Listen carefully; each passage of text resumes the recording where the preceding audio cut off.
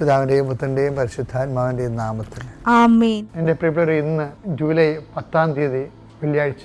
അമ്മേ പരിശുദ്ധ അമ്മേ, അമ്മേ പരിശുദ്ധമേ, ദൈവമാതാവേ, കൃപാസനത്തിലൂടെ ഞങ്ങൾക്കും ഞങ്ങളുടെ ദേശത്തിനും അമ്മ മധ്യസ്ഥം തേടി തന്ന എല്ലാ അനുഗ്രഹങ്ങൾക്കും കൃപകൾക്കും ഞങ്ങളിപ്പോൾ ഹൃദയം നിറഞ്ഞ നന്ദി പറയുന്നു.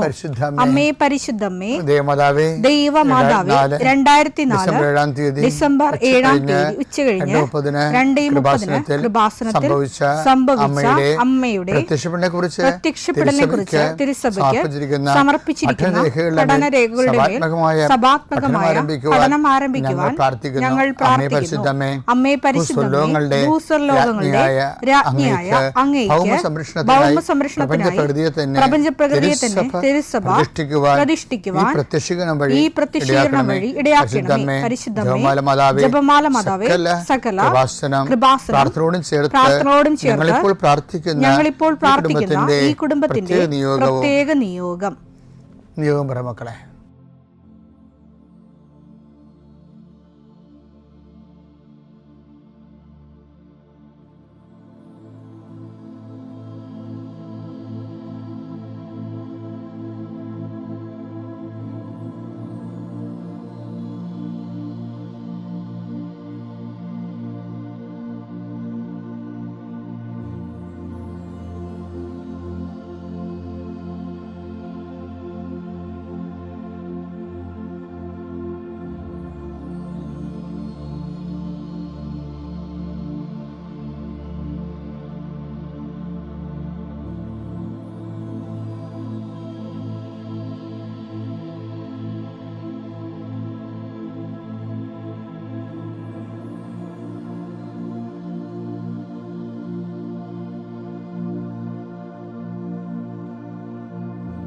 അമ്മയുടെ പ്രത്യക്ഷീകരണത്തിന്റെ ഈ അനുഗ്രഹവേളയിൽ ഞങ്ങൾക്ക് സാധിച്ചു തരുവാൻ കനിയണമേ. ആമേൻ. വിശ്വാസ പ്രമാണം. സർവശക്തനായ പിതാവും ആകാശത്തിന്റെയും ഭൂമിയുടെയും സൃഷ്ടാവുമായ ദൈവത്തിൽ ഞാൻ വിശ്വസിക്കുന്നു. അവിടുത്തെ ഏകപുത്രനും ഞങ്ങളുടെ കർത്താവുമായ ഈശോമിശിഹായിലും ഞാൻ വിശ്വസിക്കുന്നു.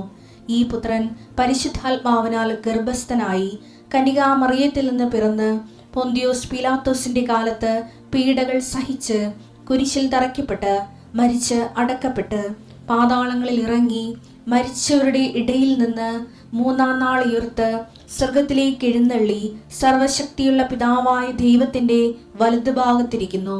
അവിടെ നിന്ന് ജീവിക്കുന്നവരെയും മരിച്ചവരെയും വിധിക്കുവാൻ വരുമെന്നും ഞാൻ വിശ്വസിക്കുന്നു. പരിശുദ്ധാത്മാവിലും ഞാൻ വിശ്വസിക്കുന്നു. വിശുദ്ധ കത്തോലിക്കാ സഭയിലും പുണ്യവാന്മാരുടെ ഐക്യത്തിലും പാപങ്ങളുടെ മോചനത്തിലും ശരീരത്തിന്റെ ഉയർപ്പിലും നിത്യമായ ജീവിതത്തിലും ഞാൻ വിശ്വസിക്കുന്നു. ആമേൻ. സ്വർഗ്ഗസ്ഥനായ ഞങ്ങളുടെ പിതാവേ, അങ്ങയുടെ നാമം പൂജിതമാകണമേ. അങ്ങയുടെ രാജ്യം വരണമേ. അങ്ങയുടെ തിരുമനസ് സ്വർഗത്തിലെ പോലെ ഭൂമിയിലും ആകണമേ. അന്നു വേണ്ടുന്ന ആഹാരം ഇന്ന് ഞങ്ങൾക്ക് തരണമേ. ഞങ്ങളോട് തെറ്റ് ചെയ്യുന്നവരോട് ഞങ്ങൾ ക്ഷമിക്കുന്നത് പോലെ ഞങ്ങളുടെ തെറ്റുകൾ ഞങ്ങളോടും ക്ഷമിക്കണമേ. ഞങ്ങളെ പ്രലോഭനത്തിൽ ഉൾപ്പെടുത്തരുതേ, തിന്മയിൽ ഞങ്ങൾ രക്ഷിക്കണമേ. ആമേൻ. നന്മ നിറഞ്ഞ മറിയമേ, സ്വസ്തി. കർത്താവ് അങ്ങയുടെ കൂടെ സ്ത്രീകളിൽ അങ്ങ് അനുഗ്രഹിക്കപ്പെട്ടവളാകുന്നു. അങ്ങയുടെ ഉദരത്തിൻ ഫലമായി ഈശോ അനുഗ്രഹിക്കപ്പെട്ടവനാകുന്നു. പരിശുദ്ധ മറിയമേ, തമ്പുരാന്റെ അമ്മേ, പാപികളായ ഞങ്ങൾക്ക് വേണ്ടി ഇപ്പോഴും ഞങ്ങളുടെ മരണസമയത്തും തമ്പുരാനോട് അപേക്ഷിക്കണമേ. ആമേൻ. കർത്താവേ, നിന്റെ ഉന്നതമായ നാമത്തിന് സ്തോത്രം ചെയ്യുന്നു. കർത്താവേ, നിന്റെ വിശുദ്ധ പൗരോഹിത്യത്തെ മഹത്വപ്പെടുത്തണമേ. കർത്താവെ, സഭയിലുള്ള സാന്നിധ്യം പ്രകടമാക്കണമേ.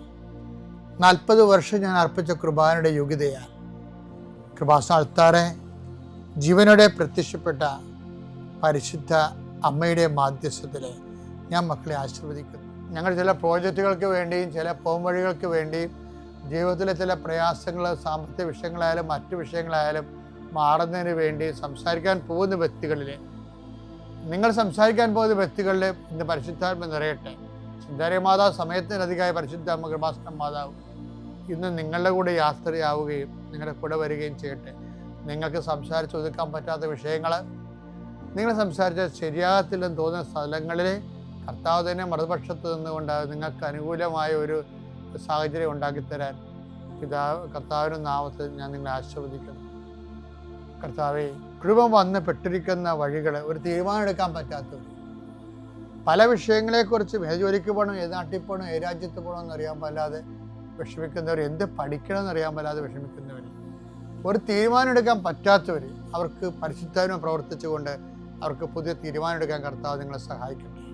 എൻ്റെ കർത്താവിൻ്റെ ഉന്നതമായ നാമത്തിൽ സഭയുടെ അധികാരത്തിൽ, കുരിശിൻ്റെ അടയാളത്തിൽ, ദൈവശക്തിയാൽ രോഗപീഠകൾ, വേദന രോഗങ്ങൾ, മറ്റ് വ്യക്തികളുമായിട്ടുള്ള വഴക്കുകൾ, കേസുകൾ, കോടതി കേസുകൾ, പോലീസ് കേസുകൾ, ഇൻ്റർവ്യൂകൾ, ടെസ്റ്റുകൾ, പരീക്ഷാ ഫലങ്ങൾ നിങ്ങൾക്ക് അനുകൂലമായിരിക്കാൻ പരിശുദ്ധ മാതാവിൻ്റെ മധ്യസ്ഥയിൽ ഞാൻ നിങ്ങളെ യേശുനാമത്തെ ആശീർവദിക്കുന്നു. പിതാപുത്രൻ പരിശുദ്ധാത്മാശ്വരശ്വരം നീക്കുവാവേ. എൻ്റെ സഹോദരങ്ങളെ, ഇന്നത്തെ ആൾക്കാരുടെ ആധ്യാത്മികതയില്ലേ, എനിക്കത് വളരെ പൂർവികരെക്കാളും വളരെ സത്യസന്ധമായ ആധ്യാത്മികതയിൽ നിന്നുള്ളത്.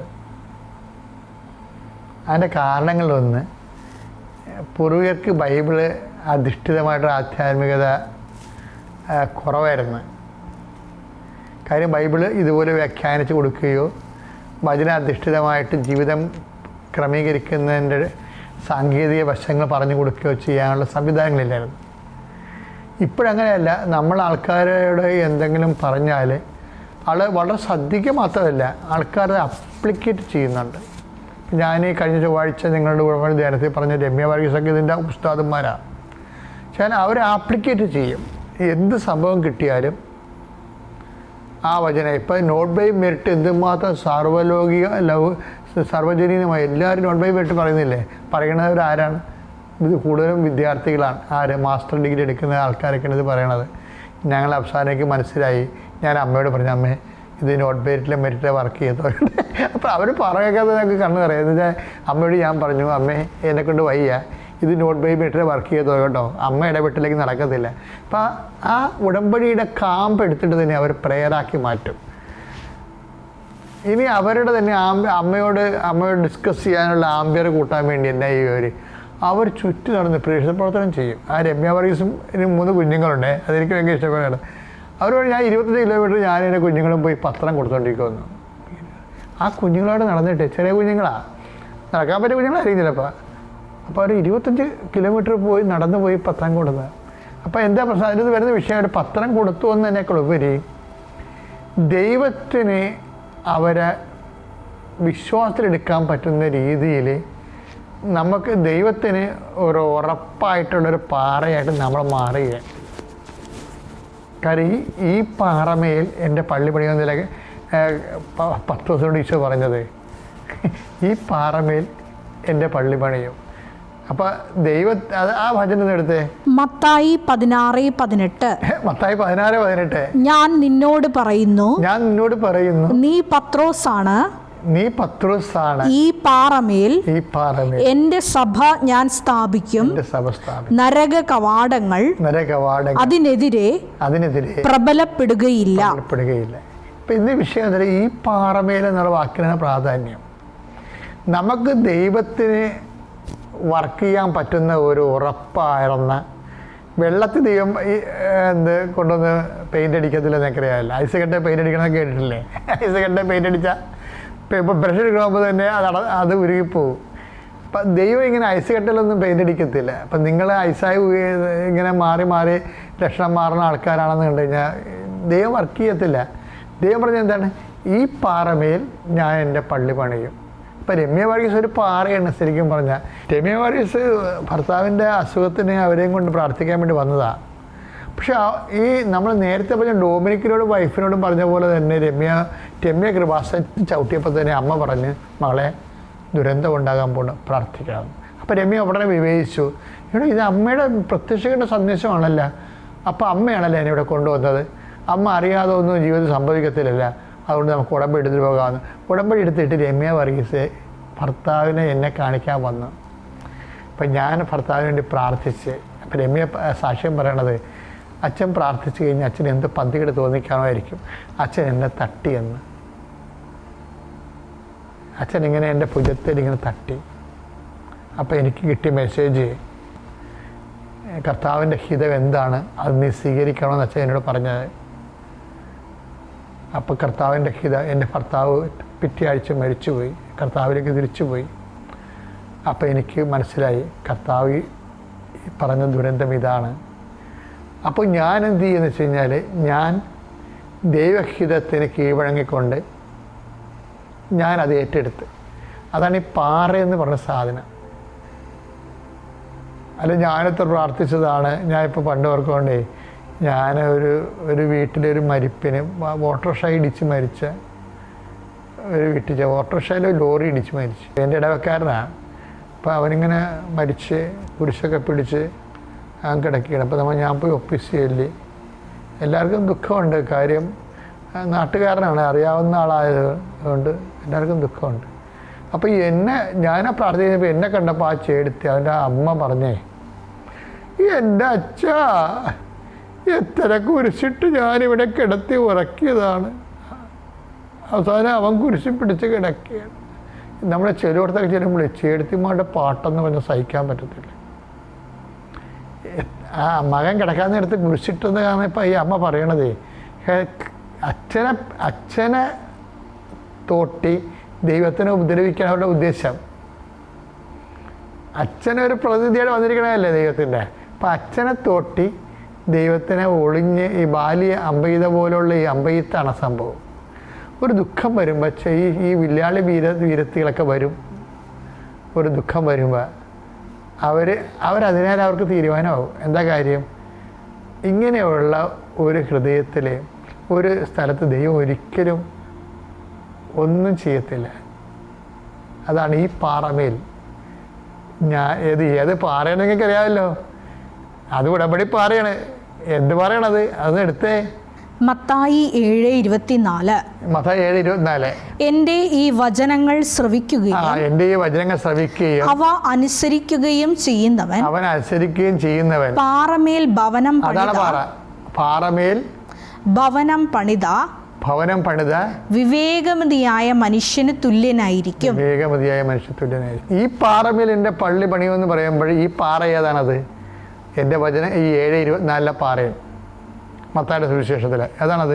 എൻ്റെ വചനം കേൾക്കുകയും അത് ജീവിക്കുകയും ചെയ്യുന്നവൻ പാറയാണെന്ന്.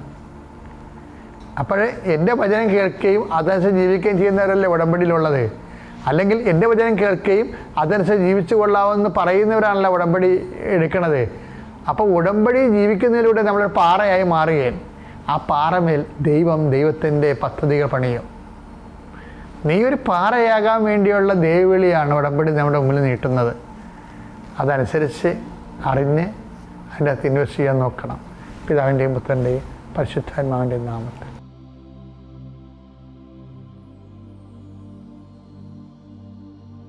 അത്യപൂർവ ദൈവാനുഭവങ്ങൾ ഇനി നിങ്ങൾക്കും സ്വന്തം. ഈ യൂട്യൂബ് ചാനൽ ഇതുവരെ സബ്സ്ക്രൈബ് ചെയ്തിട്ടില്ലെങ്കിൽ ഇപ്പോൾ തന്നെ സബ്സ്ക്രൈബ് ചെയ്യുക.